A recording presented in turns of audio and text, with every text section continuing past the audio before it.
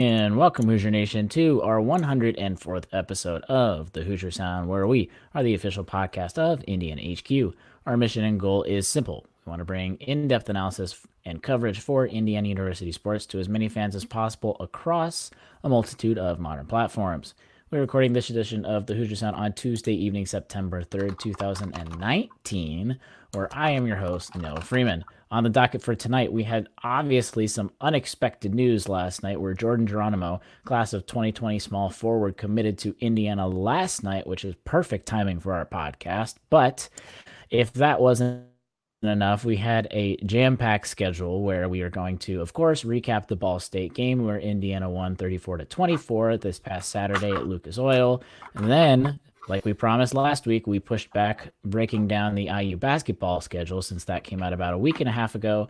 And then we will give a quick Eastern Illinois preview because won't be too much to talk about in a preview, but we'll still give you some things to look at.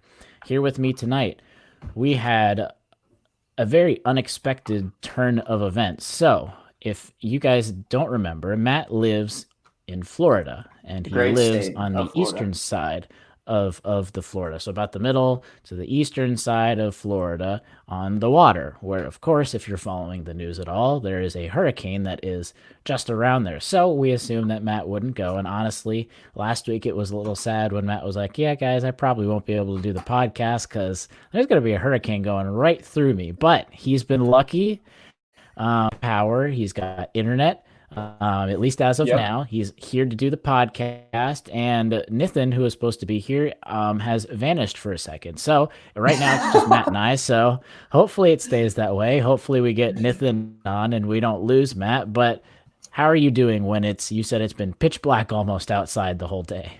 Yeah, it's been pitch black outside in my house because what happens is everybody puts up their shutters. And so, as you can imagine, you put boards over your windows inside your house. It's really dark. So, my body has been telling me to go to sleep for about 3 hours now. And I've only been up for about 7. So, it's been fun. It's great. It's fun being inside all day. We haven't had that bad of storms, just a couple really bad thunderstorms. But other than that, it's not nothing too bad. Yeah, great to have you to be on for multiple reasons, not just to have another person on the podcast. But True. um, let's dive into the most recent news that came out last night, which happened, by the way. Our Indiana HQ, our back channels, are all of us are doing a fantasy league, and we, of course, we're going to draft at 8:30 p.m. and almost to the dot where we started our fantasy draft. The Jordan Geronimo say that he was committing to Indiana, so a lot of us at the beginning of the draft is we were just losing it, and we had a couple of people had to auto draft, and it was an interesting draft since we were trying to put together articles. Of course, a wing from St. Paul's School in New Hampshire. He is 6'6", 195 pounds. Jordan Geronimo is 98th on the 247 composite rankings and 85th on 247. He is fourth in the state for the composite rankings. Question mark, should he call Matt Cross, which is something we'll actually talk about.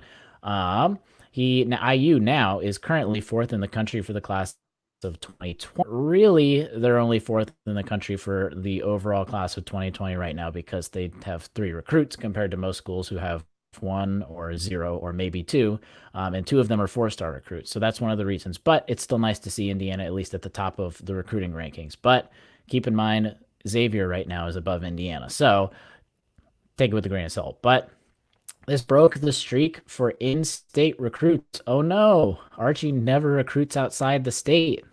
We should start battering down the hatches and trying to prepare for all of these non-in-state recruits. Which hopefully, I really loved what Crimson Cast did. Hopefully, can we just have a squashing all of these sayings and stuff that everyone has about just specific things that Archie does or does not do? Which now he goes outside of the state, but Matt, let's start out with your just first overall impressions. When you heard the news that Jordan Geronimo was coming to Indiana, was that something that you liked, disliked, or you just kind of neutral about it for now, or wait and see, or what were your thoughts?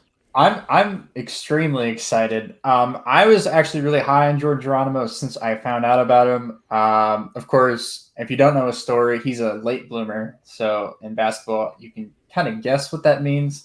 But basically, he didn't show up on the recruiting landscape at all until about 6 months ago to about a year ago. And usually with these prospects, you're looking at them from their freshman year. Like Romeo Langford was number one in his class at this point, his freshman year, and was top 10 in his class almost consensusly throughout his high school career.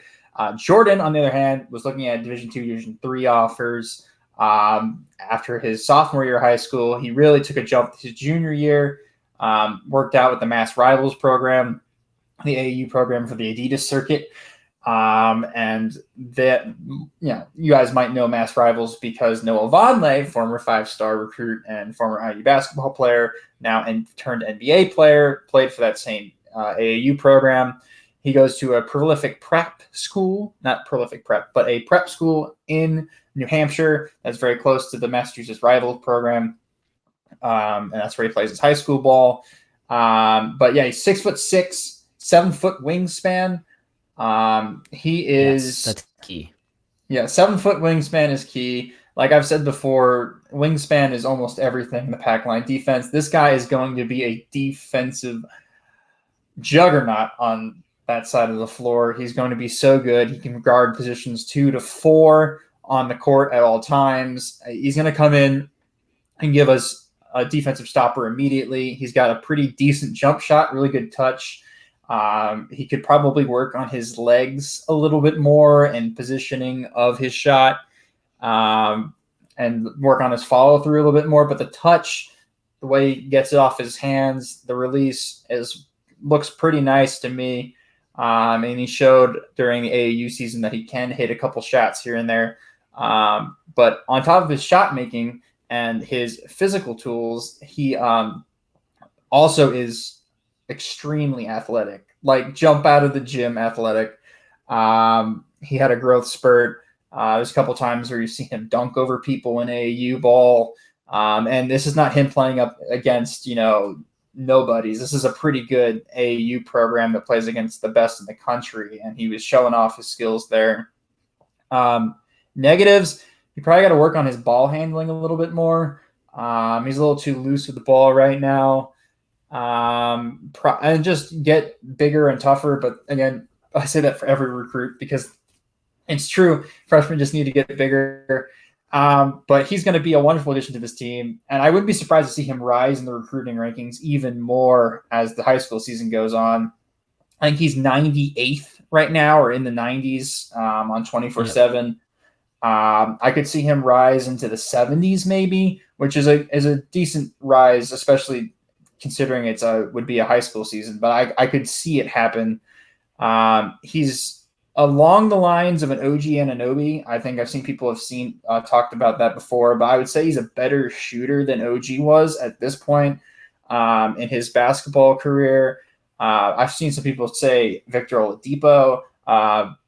I wouldn't go that far and compare him to Victor because that's a lot. But he does remind me of a prototypical Tom Crean recruit where you go, all right, this guy is a diamond in the rough, right? Like he needs maybe one more year of development, some really good, off-season work, and you're looking at a really, really good player.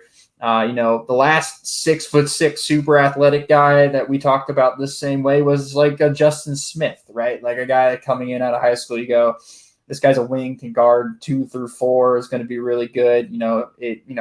I don't think Justin had as great of a jump shot as Jordan does, but I think Justin was more athletic than Jordan is. So, but along the same kind of mold, these players that we're getting are going to be really good pieces for the future. And he could even turn into a star. So to answer your question, Noah, long rant short, I'm really excited to have him and for him to be a Hoosier. He looks like a fantastic addition to the basketball program. Yeah, I think you hit the nail on the head with pretty much all of it.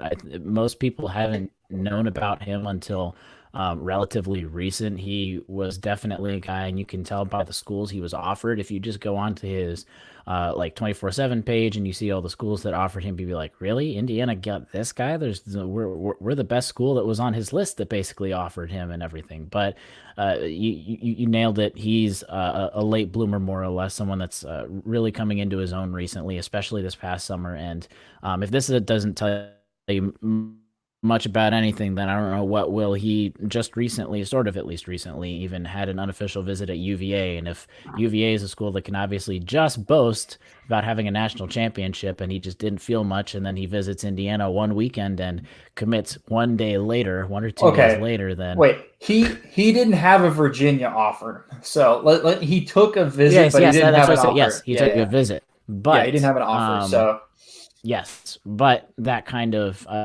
he was rising to the place where those higher schools could start to notice him, because then I know some Big Ten schools were about to start turning their eyes to him, but Indiana got in there first, and I think, like you said, he's a guy that's been rising up in the rankings, and I totally agree. I could see him jumping up into at least the 70s potentially this his senior season, depending on what he can do. I think the biggest thing that I liked about him, and I just like about this entire recruiting class overall, is I don't know the last time we've seen this many players want to come to Indiana. There are so yeah, many players in here that want to come, that they just want to be at IU. He announced it. Go look on his Instagram. Follow him, by the way. Give him some follows. Give him some Twitter follows. He hasn't had very that's much true. since That was going he's to be my social media committed. shout out this week. He Exactly. was going to be my social media shout But out. he just that he was like, "What's a Hoosier?" And he's like, "I'm a Hoosier." So he already knows when most of the country doesn't know what a Hoosier is. He's got just fun little things where if you ask, he was asked from a couple different people and a couple different quick first interview, basically why Indiana, and he mentioned things like how when he was walking on campus, he could tell people were taking pictures of him. And Joel's a great guy on Twitter. He snapped a picture and just loved the family aspect that the entire coaching staff and everyone was bringing it more. He wanted to be to Indiana because it was just a basketball school. And there were a lot of other things that went into it, obviously, but the main reason was just he loved Indiana because it was a basketball school and everyone loved basketball and everyone cared about him, which is another guy, whether he's from Indiana or he's 700-800 miles away, if not more. He just wants to be at IU, which is something really cool that we've seen in all three people when we still have, what, 8 or 9 months of recruiting for this class left over. But I'll add a little bit of what you said for the scouting report. Um, you said most of it, and Hmm. I agree with basically everything. The athleticism, just go look at some highlight reels. Basically, what you're Yeah, going to get from him, or at least what you see from him, is your stereotypical posterizing play, or that highlight reel type of play. That's just who he is. He's an athletic guy that you're like, wow, I wish I could do even half of what he does with how he moves his body. But wrote down wingspan and how he's got big hands, and you stole that right from me. That's huge, especially for the pack line defense, like you said. And no, we didn't compare notes beforehand, so you can see how much this basically means to the program. He has a great, in addition to his wingspan, he's got great shot blocking yeah. intuition. He's already again, it's high school where everyone's shorter than he is, even though he's technically going to be on the shortish side in college. But he's still got a knack for blocking the ball, and when you've got a 7 foot wingspan, that definitely really good at interior defense and blocking the lanes and deflecting passes, which if you have heard or seen the definition of pack line defense, his mold basically fits right into that exactly. Like you said, some of the stuff he's got to work on is maybe more of the outside details with offensive things. So, like you said, dribbling the ball, he dribbles it really high right now to where it's going to get stolen a lot if that doesn't get taken care of. His shooting is good. I'll give it is good. This is not a knock on him, Hmm. but it takes him a long time to shoot the ball right now. It Yeah. feels like forever as he goes up. So That's something that's going to need to get tweaked just a little bit, especially some of his stance and everything. But I think that does most of it. I'll throw it over to you, Matt, real quick. Do you have any extra comments? Sure. Yeah. Between Jordan, Anthony, and Trey, I think this is might be the best class ever as far as academics goes. True. Between the three of them, Anthony, of course, is almost a valedictorian or fighting for valedictorian Yep. at Bloomington South. Jordan goes to, where is it on here? He goes to St. Paul's School in New Hampshire, which is a prestigious academic school known for their academics. They like to send people to the likes of Harvard and Yale. So he's got to be really good at school to get in there. And then Trey at Culver Academy is going to be getting a really good education as well. So between the three of them, they're all really smart. Also, like to add, he averaged 14 points per game as a junior while shooting 52% on twos and 38% on threes. So while, yes, he takes a little while to get a shot off, it goes in, which is about all that matters. And you can definitely tell on our faces when I said that, we all smiled, which means we know what last season was about. Anyways, I'm really happy for him to be a Hoosier. Any last things to add, Nithin, now that you No, yeah, sorry about that. You guys, I was in the middle of something for school and lost track of time, but you're good. sounds like you guys are talking about Jordan Geronimo. Look, it's just another top 100 guy that Archie Miller has landed. I'm looking forward to his versatility. It's another example of a player who doesn't have to carry all the weight on his shoulders. He's going to come in and help IU in a variety of different ways. Matt, you talked about shooting. IU finished 311th in the country last year in 3-point percentage. So we'll take anybody that they'll take anybody they can get. So I'm looking forward to it. It shows that Archie Miller can recruit the state of Indiana as well as beyond. In case there are any questions there, now it's just a matter of winning games. Yep. Now I will say because both Matt and I talked about maybe a little better ball control, maybe tightening up some of the offensive shooting, just some of those offensive mechanics besides anything about dunking or rebounding underneath the basket. Because like I said, just go look up highlights. Go on our website, look up some highlights. But he has been playing center on his high school team more than he might have liked to, so he hasn't really been focusing a lot of his time on the wing until just recently. So he is still learning how to play on the perimeter, getting more of those ball handling stuff. So he knows that that's what he wants to do. And he also said particularly that he trusts Archie and that he loves that he's going to start playing more forward. And again, just where he loves where Archie has his vision for him. But we had, first of all, that does mean, you think New Hampshire, you think Matt Cross is the guy that everyone knows about. Do you think, we'll kick it over to Nithin first, do you think we should try and keep pursuing Matt Cross, and then do you think Matt Cross is going to think twice about coming to Indiana now that Jordan Geronimo's here and they play more or less the same position? I think we can keep going after him. There is still a scholarship spot open. And although they play similar positions, I think nowadays in basketball, it doesn't really matter if you're the same height and weight as another guy. As long as you're good enough, you'll play. So I think, yes, to answer your question, they should keep going after him. But it's a competitive recruitment. The guy is an excellent player as far as high school goes. At least he's another top 100 recruit as well. So that's kind of how I look at it. What about you, Matt? A little bit of yes, a little bit of no. I do agree that maybe we probably should keep looking at Matt Cross because I think what he would bring to the team is excellent.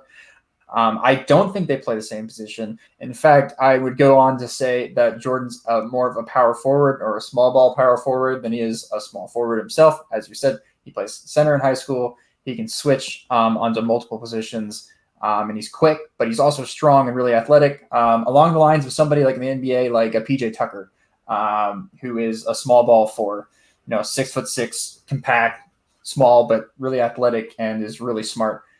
Somebody like that. Matt Cross is more of a prototypical three, can shoot the ball. So yeah, I think they could probably play together, and I think the entire recruiting class could really play together on the floor at the same time, even though they're all like 6'6". But that being said, I would rather us use the last scholarship on somebody like Dawson Garcia from Minnesota or a Caleb Love, a point guard from Missouri. I'd rather us go and put all of our chips in on a 5-star recruit. As much as I really enjoy watching Matt Cross play basketball, I think a prospect that will come in and give in a more of an immediate impact with that last scholarship spot would be greatly appreciated, especially somebody with size and or an ability that we don't have on the court already would be ideal. Yep. I definitely echo what Matt said. That was basically what I was going to say, that I would totally love having him on the team.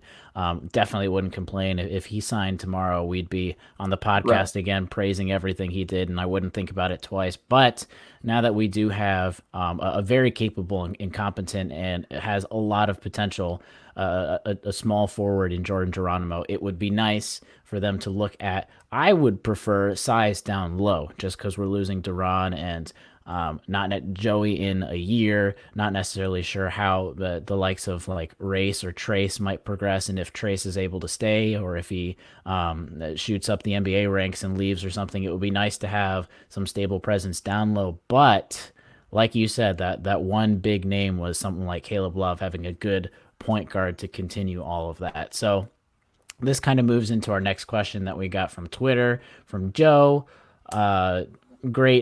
Doing great work now on Ben Malcolmson's podcast, Hoosier Heartland. He asked us, in our opinion, let me find it, said, what's everyone's opinion? Does Archie get 3, 4, or 5 recruits for the class of 2020? I'll kick it over to Nithin first. I think 4. I would say 4. We've got the 3 in-house and then one more. I guess that would be my prediction. Matt? If I'm a betting man, I'd say 4, but my gut tells me 5 because I think somebody's going to make the jump to the NBA early this year. If I'd put money on it, it'd be somebody like Rob or Trace. Yeah, well, I guess something I'm gonna keep my eye out for, especially after last year. How many guys transfer, if any? Right, we just went through an offseason where Clifton Moore transferred, Jake Forrester, and I could be missing a couple guys. I can't be 100% sure off the top of my head, but that's something to be concerned about as well. Hopefully no one goes that route, but we just experienced that a few months ago. Yeah, scholarship guys, that was it. But like Matt says, I personally hope it's 4 because then it means like Matt was alluding to, that there's no one that goes early to the NBA, which if someone goes early to the NBA and they deserve it, that means they had an incredible season. So that would also be a positive. But or someone transfers. I like everyone on the team right now. I think everyone's got a place potentially. So I really hope it's not 5 because of a transfer. I would say 4, but like Matt, again, I'd have to say my gut would say 5 just with various aspects. And if we already have 3 recruits and it's barely September, it's hard to feel like there's only one more recruit. Well, first of all, I definitely think there's going to be 4. I don't think there's almost any chance that this is it for Archie's 2020 class. Do you guys agree? Yeah. So I think it's either going to be 1 more or 2 more. I think we all might think or hope for 1 more, which would be 4 total, and then hope that there's something doesn't implode for that 5th slot to become open. Then there's also the chance that 5th slot is open because we over-recruited by accident. So we'll have to get there when we get there. But let's move on, Nithin, to who won the week this past week in IU sports, and you've now got a lot of content to talk about. Oh, I know. It's going to be a lot of stuff took place over the weekend, really over the last 6-7 days. I'm going to circle IU men's soccer. They had another solid weekend for their program. Is the first couple of games in the season. They had a couple of really dramatic wins. They both went into double overtime. On Sunday, it was Jack Marr who scored the game-winning goal. It was Monday on Labor Day, as IU knocked off UCLA. It's been a fun little sort of regular season rivalry those two teams have developed recently. Jack Marr scored the game winner on Monday. Now IU goes, they're 2-0, and they face Denver coming up on Thursday. I think Denver's a top 25 team as well. That game, I think is in Bloomington. So still, good vibes right now around the IU soccer program. Good vibes around IU sports in general, because you've got volleyball that had a great weekend, just dropped one opening match. Purdue football lost, and as we get to it right now, Indiana football wins. So as a lot of you may have heard or seen, maybe not have seen on TV due to CBS SN, but Indiana wins their opening match, opening game 34-24 in Lucas Oil against Ball State. We apologize for this. Now, again, will be a longer episode, but there's a lot to talk about, and it's great. It's a lot of it's good stuff to talk about. So we'll go over our Ball State recap. Overall thoughts. I'll start with that. I don't want to start with overall thoughts every time, but I think this was a game that everyone has a different opinion on. So I think it'll be good to get Matt. Were you able to watch the game? I was able to watch the game. I watched it in full. What were your overall thoughts, your takeaways after, 2 days after the game was over?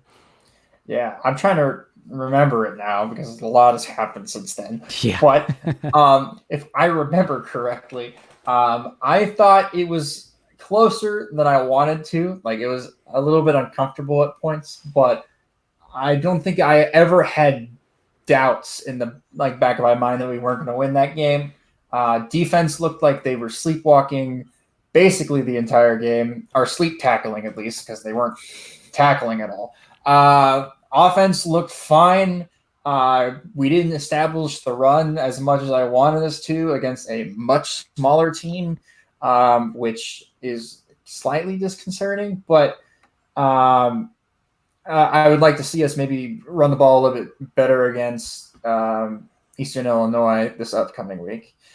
And then I thought Penix looked really well.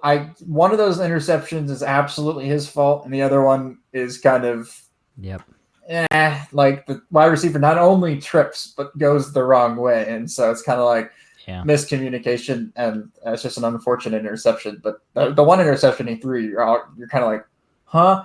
But he looked like he was really trying to push himself for it being his first start. A 75-yard touchdown was a lot of fun to watch. That ball stayed in the air a long time. So I think it was if I had to give it a letter grade, because we're talking about we just went back to school, I had to get a letter grade. I think it's a B- performance. It could have been an A. It could have easily been an A if they weren't asleep. If the defense gave half a night's sleep worth of effort into the game, we probably would have won by at least double what we won by. But anyways, B- for me. Yeah.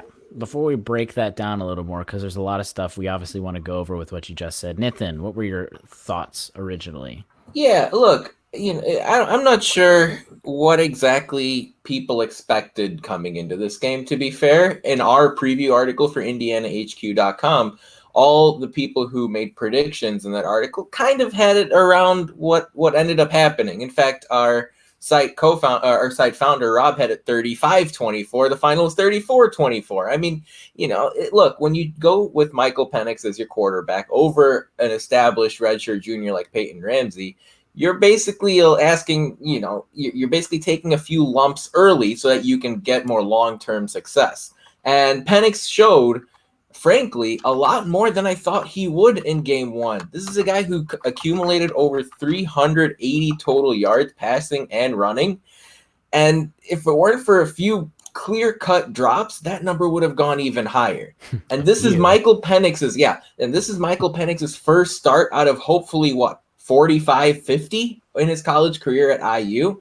So if that's what you're hoping for, 325 through the air and 60 more through the ground in a 10-point victory where you scored 34 points in your first game in a new system, all things are pointing sort of in the right direction with him. Now, defensively, Matt, you did make a good point. The tackling was an embarrassment. I mean, let's not dance around it. It was, Noah's showing a big fat thumbs down on the YouTube stream, and I totally agree, and Kane Womack emphasized as much after the game. Tom Allen did so as well. He said it looked as bad on the film as it did during the game. But those are just words. At the end of the day, all IU fans care about is what actually takes place on the field. If they don't sharpen that up this coming Saturday against Eastern Illinois, it will be carnage against the Buckeyes a couple of Saturdays from now. Yes. Yeah.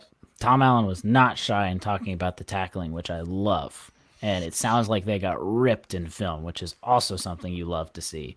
My overall thoughts were pretty neutral, I think, summing up from what both of you guys have said. There were a lot of great stuff to take away from it, really. There was stuff that we haven't seen in quite a while from this team. There were a bunch of things that definitely 100% need improvement if they're going to win even 4 games, 3 or 4 games. And then, yeah, like you said, Nithin, I don't know what a lot of people expected. I didn't necessarily think it was going to be a blowout because Ball State's, again, it's another team. A lot of people think they see these lower caliber FBS schools or an FCS school. It's not like they come into the game thinking that they're going to lose. They see Indiana, maybe not the best Power 5 school, and they're thinking if there's any shot to beat a Power 5 school, this is it. So every team is going to, at least of that caliber, is going to come in ramped up, ready to try and do everything they can to beat Indiana. So Ball State played a really good game at times. You got to give them credit where it's due for that. But let's dive into some of the more specifics. And Matt talked a little bit about Penix. Nithin talked a little bit about Penix, which he 100% should have had over 400 passing yards if some of the receivers did even half of a job for some of those drops. And even Crimson Cast on their post-game recap for Ball State gave a little bit of a pass for that drop pass, that long drop pass, but I was like, no, there's no way he should have dropped that pass. No excuse for that. Flutter, jitters, no, none of it. But looking at you, Nick Westbrook. Yes. So I think the best part from Penix was even after those 2 picks that were more or less very close to each other, it didn't fluster him. He still came back and was able to do a bunch of stuff and got that ball down to Nick Westbrook. And he, even though he should have caught it, yeah, he had a lot of high throws. First of all, Penix needs to slide when he runs the ball, not dive head first every single time. But barring a few things that even himself probably will see in game film before anyone has to tell him, honestly, it's off to a great start. Like you guys talked about, freshman, rookie, basically, first start, has barely played. He really didn't play at all last year. He didn't get most of the camp starts. Peyton Ramsey had a lot of the QB1 snaps. So, honestly, I think that's a great game for Penix overall.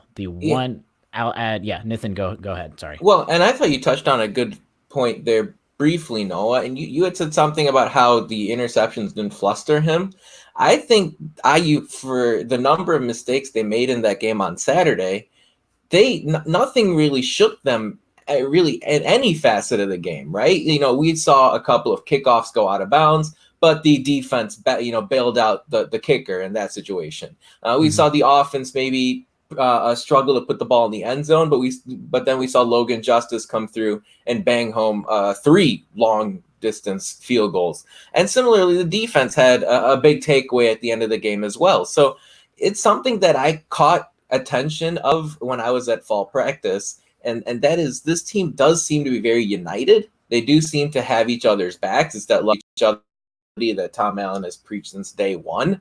And that makes a difference. And I know it might sound corny to some people, but when you face Ohio State or when you face Michigan State or Penn State or whoever, that team unity is what can take you across the finish line more so than just the X's and O's in some cases.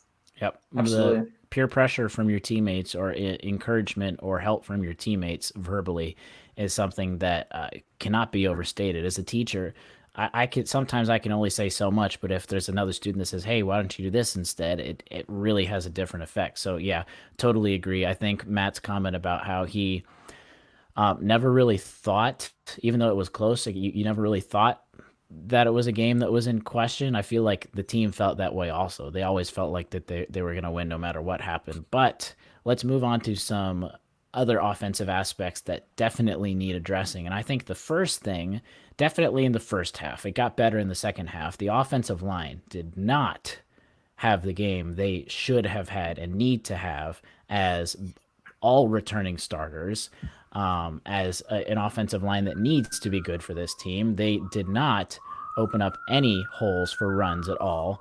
They just need to get better. I think a lot of it might have been the first game jitters, first game getting all those reps out of the way, because like I said, it did get fixed in the second half. But then you go over to the running backs, because you got to look at both sides. The running backs did nothing either. Like Stevie Scott's, his highest run was like 7 yards or something like that, which is not what Stevie Scott's all about. You had Ronnie Walker, who had like a 14-yard long, but then had like a 1-yard carry or something like that. You had Cole Guest, didn't do very much either. You had to put Samson James in there for like 1 minute, which I thought was weird. That was like strange. The 5 minutes left for like 2 plays. It's like, you've got 4 running backs. Why don't you use some of them? If there's a chance to redshirt him, which I don't want to necessarily endorse, but why burn an entire game for 1 play? Anyway, I just think the running 100% needs to get better, and there's no excuse for it. Honestly, they've got the running backs, they've got the offensive line. It just needs to get better, starting at Eastern Illinois. Yeah, I mean, look, Stevie Scott, not normally a guy that's going to evade tacklers. He's just kind of going to run you over. But I don't know how many times we saw him get the ball and immediately have somebody's arm on him. There was no holes to run into. There was absolutely no gaps whatsoever. And the offensive line did a really bad job of trying to give them time and space to even see where the holes might be. So, look, it was an absolute mess. And I think that has something to do with maybe a new blocking scheme as far as thing goes with a new offense. Look, it's first game jitters. And to point out, we had a tough time running the ball last year at FIU as well. And that was our first game back in the season. Look, it's easy to do it against the same people over and over in practice. A little bit different when you're seeing new people on the field for the first time in the season in a new offense. I'm really looking forward to seeing next week, see if that's just a one-time issue, or is this going to be something that's going to be coming back and haunting us for the rest of the season, and poor Mike Penix is going to have to take the team and the offense and put it on his shoulders. As we don't have the answer to that yet, but anyway, Nithin. Yeah, well, one thing I will do is give Coy Cronk some credit. I think there was a nugget released by Pro Football Focus back on Sunday or Monday that he had, I think, 45 some odd pass blocking repetitions, and he didn't concede one single hurry. So he was winning his matchup consistently. However, as a unit, for sure, the absence of sort of a traditional, in quotes, running game was very surprising. Now, for what it's worth, the Hoosiers still ended up with about 150 rushing yards, but a lot of it was sort of on draw plays and options where Michael Penix made something happen, or Whop Fillier, I remember, had a 20-plus yard run on an end-around type of reverse deal. So I guess on one end, while the run blocking was nothing to cry home about, on the other hand, Kalen DeBoer was still able to help his team get something on the ground to keep Ball State thinking about it as well. So I guess I could see both sides of the coin. I fully expect them, however, to figure it out with Stevie Scott and with Ronnie Walker and potentially Samson James coming up in week 2. As Kalen DeBoer mentioned it, Tom Allen did as well. He said the run game's got to improve. It doesn't matter if they stack 8-9 guys in the box. We've still got to find a way to win that battle and get big plays when they come. The bottom line, Michael Penix Jr. can never be your top rusher. Top 2, top 3 rusher, probably. Michael Penix does not need to be the guy that is rushing the ball. That's true. 1, but 2, he looked great when he was running with it. He did. So, look, please, Kalen, more RPOs, please. Please, that's all I'm asking for. And this is a super outside the box thought, but is there any chance we see like Peyton Ramsey get involved to loosen up the running game? There's no chance of that? No, please no. No. I don't know. It's just something I thought about yesterday. No, I was like, is this something? No offense to Peyton, but this is Mike Penix's team now, and I don't want him coming in and taking minutes away from Mike. Look, he needs every minute he can get to develop. So that the future of the program is that much brighter. So, which I love the reaction, by the way, of both the staff and Michael Penix after he had those interceptions. Didn't matter. They didn't kick him out. They let him try and figure it out, and he figured it out. Your scholarship is removed. Get out of here. Receiving, I don't think we need to go too much into it. There was a lot of good stuff. Like I said, Penix is overthrowing people to where you had Peyton Hendershot go up. Looks like he climbed an 8-foot ladder to try and get some balls and hang on to it. Like, oh my gosh, I'm not going to go into a rant just how much I love Peyton Hendershot, and that last game was another example of how he is going to be incredible to this team, but they got to catch a bunch more passes that are literally hit them in the helmet or in the hands, but a lot of good stuff. Just catch a lot of those balls that you're supposed to catch. Yeah. Let's move on. Oh, 1 second. Peyton Hendershot has a really good shot. Let's see what I did there at playing on Sundays. Anyways, moving on. Let's move on to the defense. We talked about tackling. I think everyone knows, anyone who even knows a little bit about football, tackling needs to get better. Are there any quick comments about the defense? Because I think overall, it was either Nithin, maybe it was Matt, kind of summed a lot of it up really well. There was a lot of good stuff there. The interception at the end was, of course, real key in a bunch of different ways, not just to close the game, but for finally getting a turnover. Cornerbacks, I think, have a lot of work to do. A lot of the linebackers sometimes way overshot the gaps on the outside, but a lot of stuff to work with. I liked how you saw people getting pulled when they made mistakes, which also goes into how much depth Indiana has. But any quick thought, Nithin, about the defense? Well, I liked Raekwon Jones. I thought he had a really good game. The senior linebacker, I think, finished with something like 11 tackles. Another guy that stood out for me was James Head. He's a defensive end from Miami, number 6 in your programs. I thought he was very effective at generating quarterback pressure from the defensive line, which was another thing we didn't see much of, especially in the first half. He was able to get something to happen as far as that goes. So that's something I'm going to keep my eye out for in future games. Yep. And then the opposite side, oh my goodness. Yeah, Marcelino Ball had 10 tackles, but I hope that game never happens ever again for him with everything that happened. Hopefully we'll just move on because he needs to get into the NFL. A couple of surprising plays. I definitely remember the the late hit penalty that he picked up where he flipped the guy after it was done, which was hilarious, but also something that the coaches will absolutely call him out for. I don't expect that to keep going from him. If I had to sum up this game in one play for the defense, I think it was in the fourth quarter, but it's Ball State's last touchdown, which was there was a corner blitz off the left side.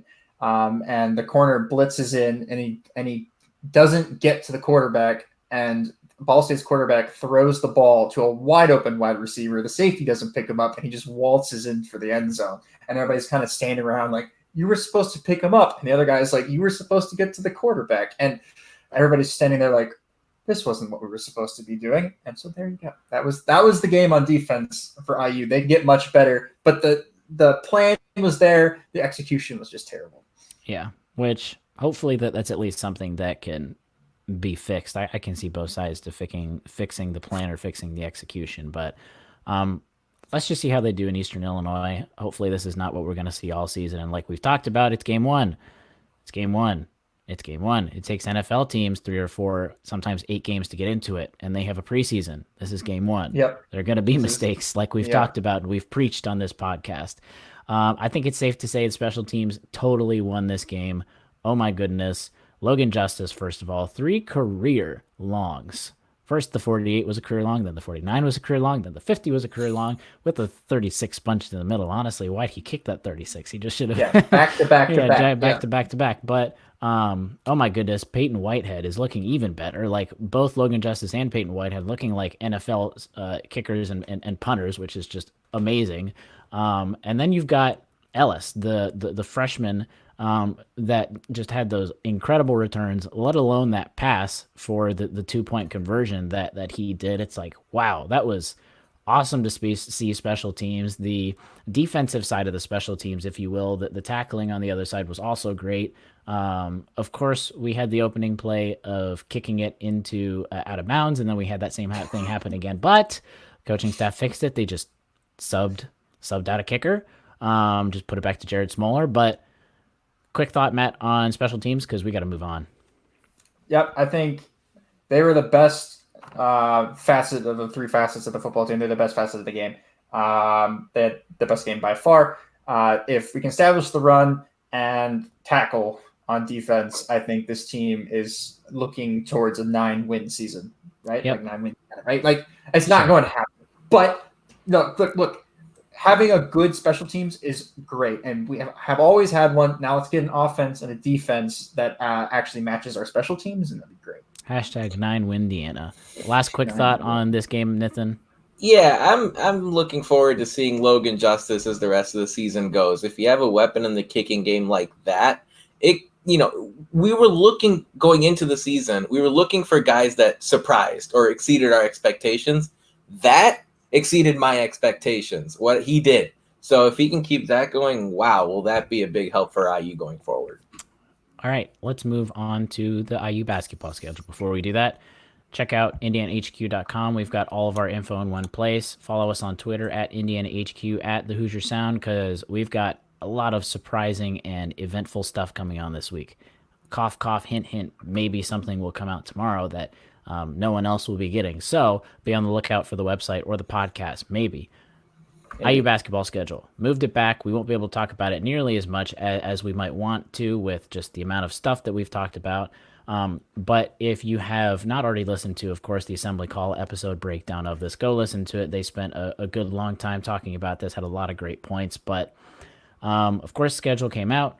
Got 7 games in November, 6 games in December, 8 games in January, 7 games in February, and 3 in March before the Big Ten tournament. Some of the and we're going to talk about this like we have assumed you have looked at the schedule already and have a general idea of what we're looking at. So December, I think, is the most important month. November, 100%.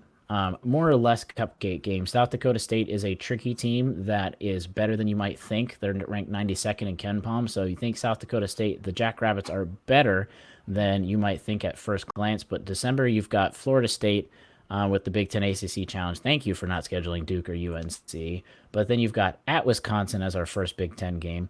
Connecticut, Jimmy V Classic, home against Nebraska, Crossroads Classic against Notre Dame, and then home at Arkansas. So those are a lot of important games right there. Let's start off the bat. You've got those 6 games, and we can break it down by 6 games, and then also the 4 the big non-conference games. What kind of record do you think Indiana has to have coming out of December? We'll make it an overall record, which there'll be 13 games going into January. What do you think Indiana has to have out of 13 games to be in a good position to get to the tournament? Nithin. I honestly think 12-1, and maybe that's a lofty expectation to have for this team. That road game at Wisconsin is the one I'm circling as the L in that list, but everything else is at home or it's a neutral site game against beatable opposition. I have 12-1, and that gives you some breathing room for Big Ten season, which really gets going in January. Matt? 11-2, I think. Out of the 13 games, look at Wisconsin. I'm just going to put it as a loss. It's in red on the schedule already, up on Indiana HQ, so they already know. And then I could see us losing to one of Arkansas or Connecticut. Connecticut being in New York. I'm actually kind of high on UConn this year as far as their basketball program goes.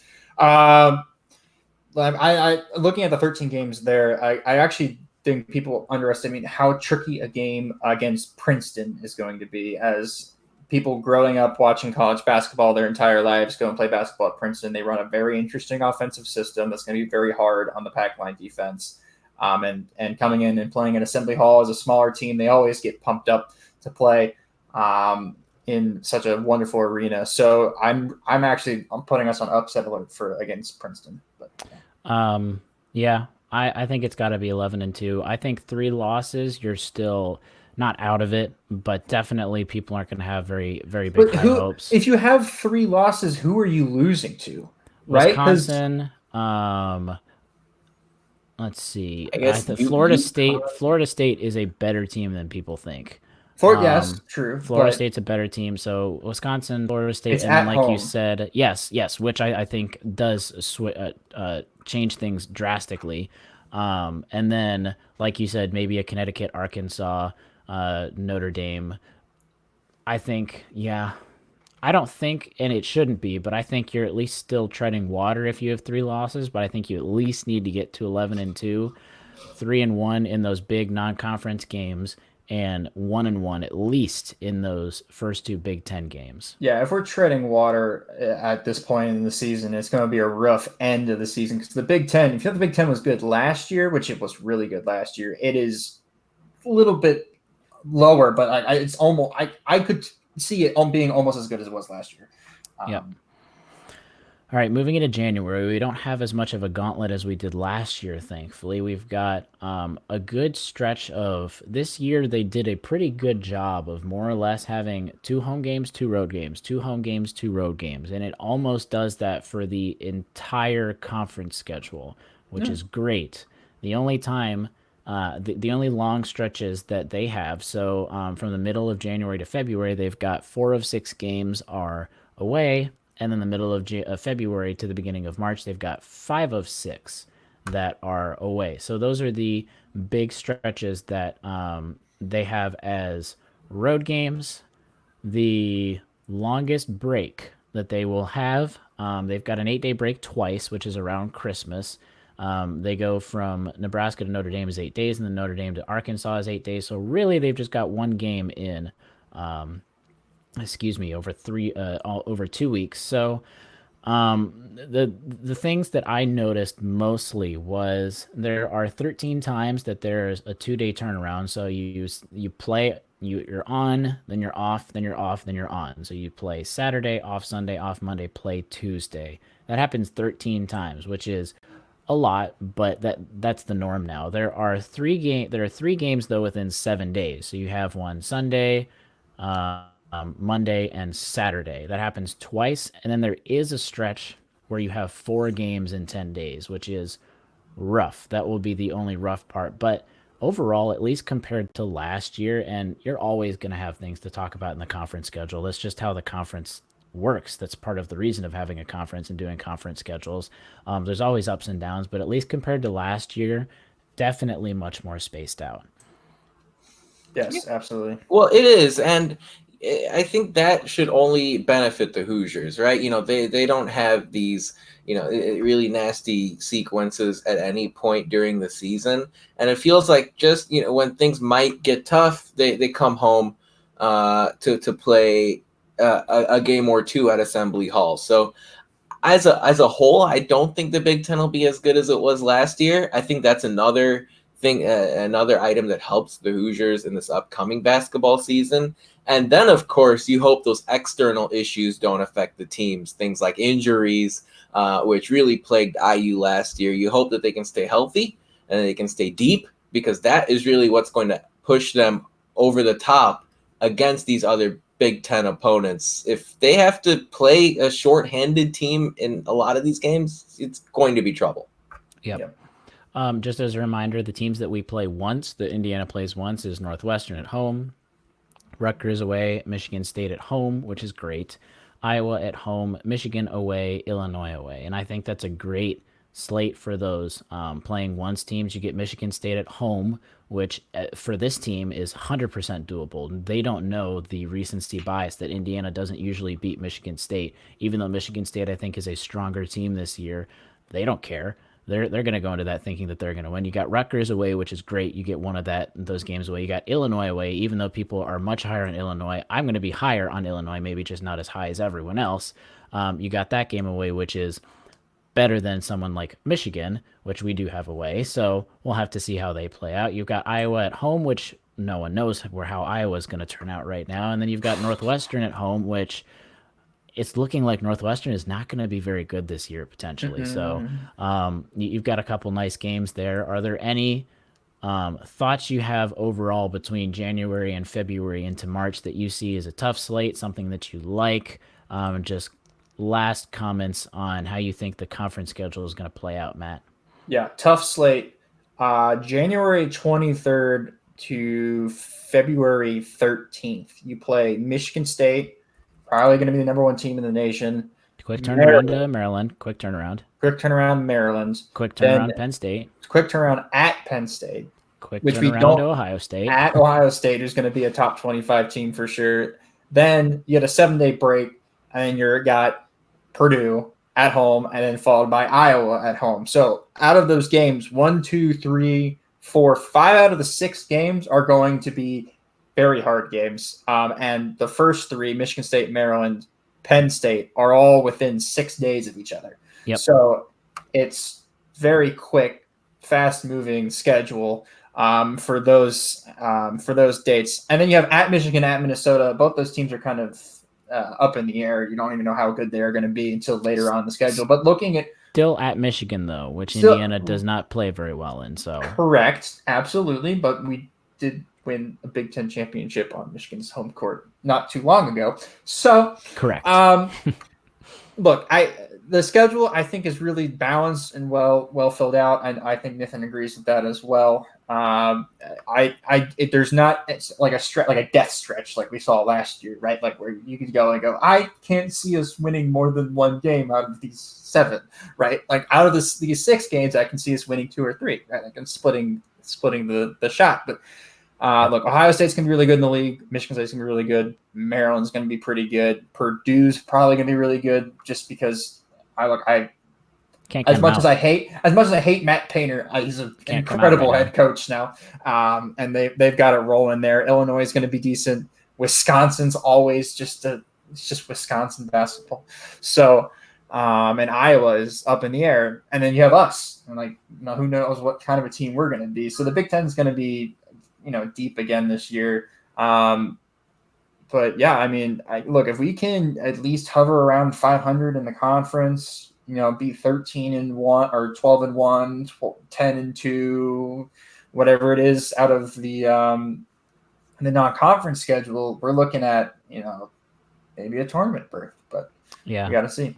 Great point with at least I think the toughest stretch. I think that was a great finding what the tough stretch is, and that just goes to show compared to last year, it's such a better tough stretch. Penn State, you've got at Penn State in the middle there.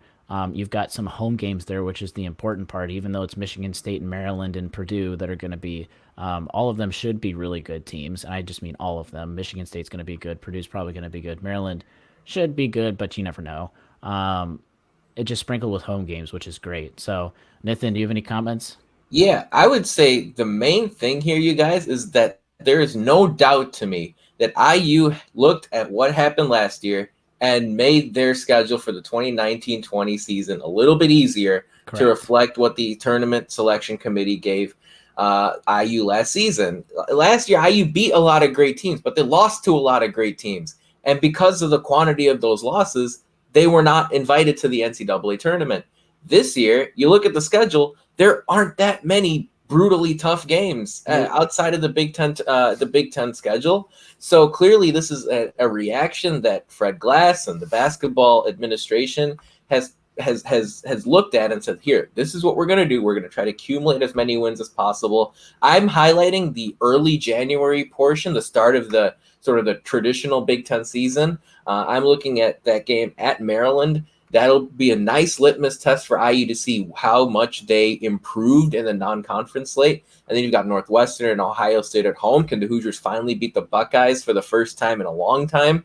And then you've got at Rutgers and at Nebraska, a couple of winnable home games in mid-January. If the Hoosiers come out well in that stretch, that could really give them sort of a jolt for the rest of the season. Absolutely. Yep, great point on the non-conference schedule. Play to what the committee gave us. I don't like that the committee gave us just win games, basically, no matter who you play, but play to what the committee's giving you, at least as of now, and that November schedule definitely it reacts to that. Yes, it'd be nice to not have to play teams like Western Illinois, Portland State, and North Alabama, who are at the lower 200s. I'd like to see playing more teams like Princeton and Louisiana Tech, which are 175 and 141, maybe more the mid to lower level 100 games, to where it's still a quote-unquote cupcake game, but it's not as easy. I don't like using those terms. It's not nice to those schools, but just more or less easier game like Western Illinois. But yeah, definitely have to go 10-2 in the at least in the non-conference schedule. Conference schedule, I think 13, 14 wins, and you're definitely looking pretty solid. Yeah, at least we're not playing Chicago State again this year. True. Western Illinois is bad, but it's not Chicago State bad. And then also, to the point we're talking about easy people in the non-conference. I like how this non-conference schedule ramps up. Like it gets us into the season. It does. Like it slowly edge the numbers forward until we're playing Florida State, as our first big test. Kind of get the guys ready, right? Like South Dakota State is a team that's going to be like come in and not going to take anything from us and is just going to give it to us, everything that we can handle right before that Florida State game. And all the games are at home. Look, I think it's great. I like the non-conference schedule. We're not playing Duke. We're not playing UNC this year. So we have a non-conference game that's actually winnable and a good resume booster at home, like the Marquette game was last year, except we kind of blew it away in the second half of the season. So literally, this is our Ken Palm rankings as of now: 294, 286, 284, 249, 175, 141, 92, then 14. Yes. Literally every game gets just a little bit harder. Florida State's a really good game. Get your tickets now because it's going to be a really good game. And speaking of Marquette, there's a rumor that we are having a closed practice session against Marquette at Marquette. So that'll be good for Rob Fantasy on Marcus Howard part 2. Can't wait to see Marcus Howard shoot 3 of 14 on threes. Yeah. Before you won't see it because it's closed, but we'll see the stat sheet. True, maybe. Eastern Illinois, before we get to there, Matt, quickly give us your social media shout out, even though it is an obvious one that we've already mentioned. Spoiled, but go look him up. Jordan __ Geronimo on Instagram. Go like his posts about what is a Hoosier and why he's a Hoosier. So Yep. And then follow him on Twitter as well. And while you're doing that, Instagram, Indiana.HQ. We want to get a lot of those. We've got, oh my goodness, we've got great football videos. We've got Colin, who is relatively new to our team. He's been here a little while. You just haven't been able to see a lot of what he does. The videos he puts together is incredible.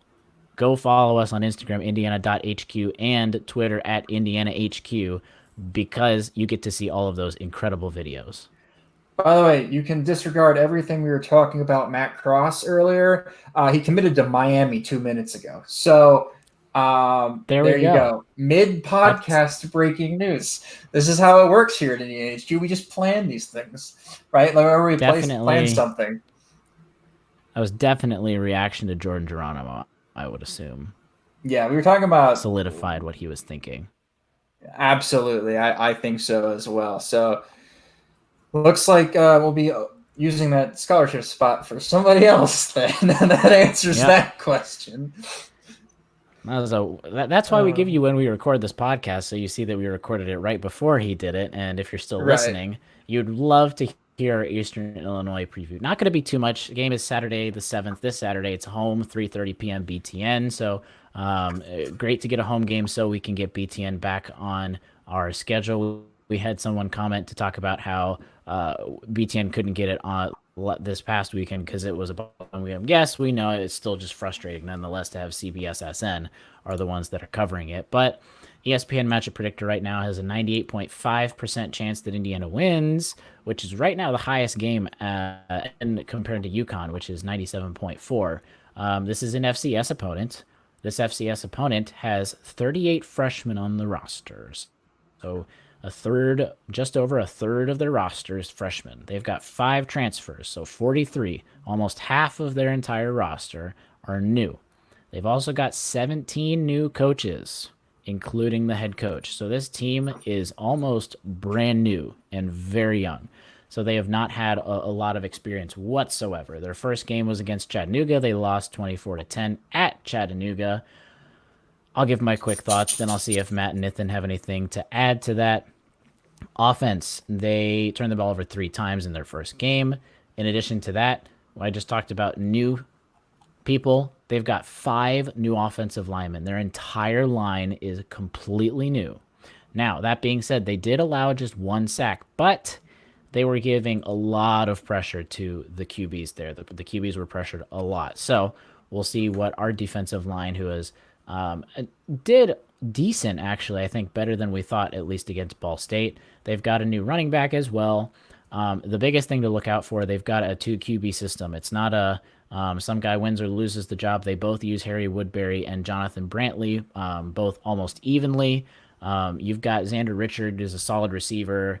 Their receivers actually overall are pretty good. Ran the ball a little more against Chattanooga compared to throwing. So again, there's not much to know. Just literally completely new. Don't know what really to expect because they don't know what to expect. But any extra thoughts, Nithin, on the offense? No, I think you covered it pretty well. The 2 QB thing is the primary focus here. It's kind of unusual how they play both guys, and there's no real methodology. It's just kind of sort of hot hand, but they get both guys in.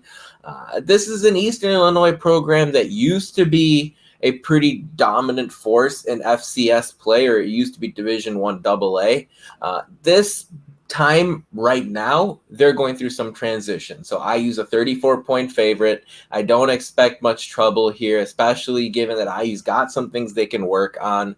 Eastern won't provide too much of a threat. They scored 10 points last week against Chattanooga. And I don't think they'll reach that number, in all honesty, this coming Saturday. So it's a good opportunity for a tune-up heading into Ohio State and then UConn and then Michigan State the rest of September. So I'm looking forward to seeing the IU fans at Memorial Stadium Saturday in the home opener. Absolutely. This past game, they got 2 picks. They gave up 256 yards in the air and 96 on the ground. They really could. Best receiver who had 6 catches for 100 yards and a touchdown. They run a 4-3 scheme. Their rushing defense isn't horrible. So Indiana is really going to have to change things up and put on a show for these fans that show that they can run the ball. That's kind of it for the defense. It's not stellar or poor in either area, rushing or receiving. You got any last comments on that, Matt?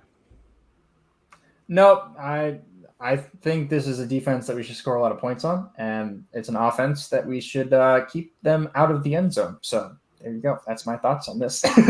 Yeah, keep an eye out. Yep. Yeah, real in-depth analysis here. Keep an eye out for our preview article on Indiana HQ. We're gonna have a real in-depth look at the Panthers. Very generic team name, I have to say. Kind of disappointing. There are no Leathernecks. The Western Illinois university program is the Leathernecks, and the Southern Illinois Salukis.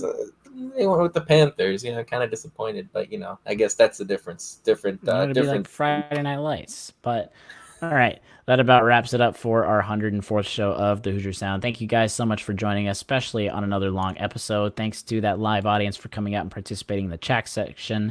We really appreciate your support. We'll be back next Monday for another edition of the Hoosier Sound Off, as always. News and updates come through Twitter. Like I said, follow us on Twitter, both, so that you get all these news in case something happens. Subscribe to our show so you don't miss out on our weekly shows. Most importantly, if you enjoy our show, leave us a review, iTunes and Facebook more specifically. Tell a friend, share our links. That's really how we grow this podcast, is by you sharing our work. But, as always, thank you for listening, Hoosier Nation, and we'll see you next time. Peace.